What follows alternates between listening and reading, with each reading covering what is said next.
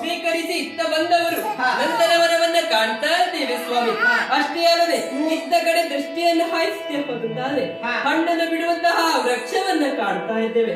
ಹಾಗೆ ಮುಂದೊತ್ತಿ ಬಂದಂತಹ ಸಂದರ್ಭದಲ್ಲಿ ಇತ್ತ ಕಡೆ ನೋಡಿದ್ರೆ ದೀರ್ಘ ಶಾಖೆಯಿಂದ ಬೆಳೆದಿರುವ ಆ ಪುಷ್ಪದ ವೃಕ್ಷದ ಪರಿಚಯ ನನಗೆ ಆಗ್ಲಿಲ್ಲ ಸ್ವಾಮಿ. ತಿಳಿಸ್ತೀರಾ?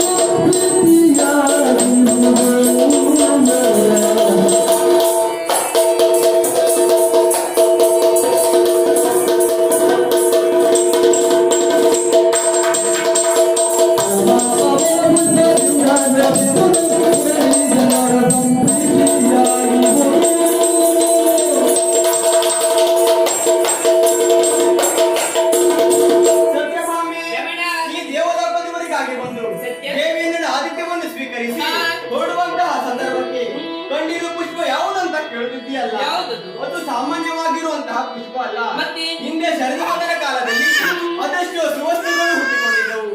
ಆ ಹುಟ್ಟಿಕೊಂಡ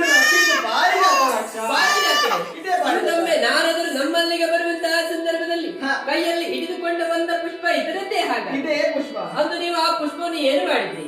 ರುಕ್ಮಿಣಿಯ ಮುಡಿಗೆ ಮುಡಿಸಿದ್ರಿ.